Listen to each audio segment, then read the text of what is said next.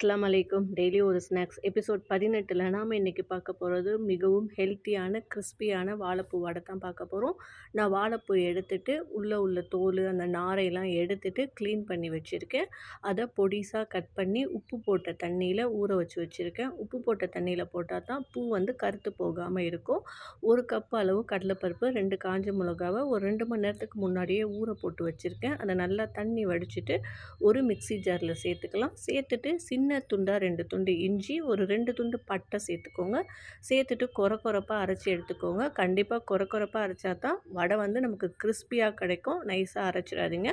முடிஞ்சா அம்மியில கூட வச்சு வச்சு கூட எடுத்துக்கலாம். இப்போ ரெடி பண்ணி வச்சிருக்க வாழைப்பூவ நல்லா தண்ணி வடிச்சுட்டு பருப்போட சேர்த்துக்கோங்க. பெரிய வெங்காயம் 1, பச்சை மிளகா, மல்லிக்கீரை, அப்புறம் கருவேப்பிலை பொடிசா கட் பண்ணி சேர்த்துக்கிறேன். தேவையான உப்பு, பெருங்காயத்தூள் சேர்த்துட்டு நல்லா மிக்ஸ் பண்ணி விட்டுருங்க. மிக்ஸ் பண்ணி விட்டுட்டு உருண்டையா புடிச்சிட்டு வடை தட்டிக்கோங்க. அடுப்புல ஒரு எண்ணெய் சட்டி வச்சுட்டு, எண்ணெய் சூடான பிறகு அடுப்ப வந்து மீடியம் ஃப்ளேம்ல வச்சுட்டு போட்டு ஃப்ரை பண்ணி எடுத்துருங்க. 2 பக்கமும் கோல்டு கலர்ல வர வரைக்கும் ஃப்ரை பண்ணி எடுத்துருங்க. சூப்பரான செம கிறிஸ்பியான வாழைப்பூ வடை நமக்கு ரெடி ஆயிடும். பசங்களுக்கு பொரியல் அண்ட் கூட்டா செஞ்சு குடுக்கும்போது, அவங்க வந்து வாழைப்பூ சாப்பிட்றதுக்கு கஷ்டப்படுவாங்க. பட் இதே மாதிரி ஸ்நாக்ஸா செஞ்சு குடுக்கும்போது கண்டிப்பா விரும்பி சாப்பிடுவாங்க. அதே நேரம் ரொம்பவும் டேஸ்டியா இருக்கும். கண்டிப்பா நீங்களும் ட்ரை பண்ணி பார்த்துட்டு எப்படி இருந்துச்சுங்கிறத கமெண்ட் பண்ணுங்க. அஸ்ஸலாமு அலைக்கும்.